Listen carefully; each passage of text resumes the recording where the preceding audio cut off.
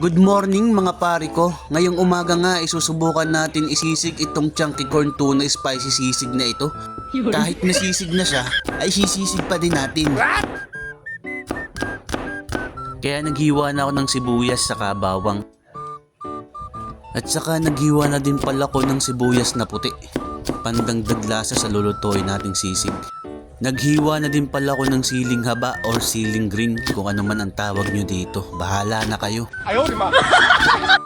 At syempre hindi pwedeng hindi natin lalagyan ng siling almoranas, pandagdag sipa sa ating lulutuing sisig. At pagkatapos ko nga maghiwa ng sili, nagsalang na agad ako ng kawali. Nilagyan ko lang pala ito ng kaunting mantika at pagkatapos ay nilagyan ko na agad ng butter para mas masarap ang lasa ng lulutuin nating sisig. Hindi ko na inintay matunaw yung buong butter, nilagay ko na agad yung bawang. At hindi nagtagal ay sinod ko na rin ang sibuyas.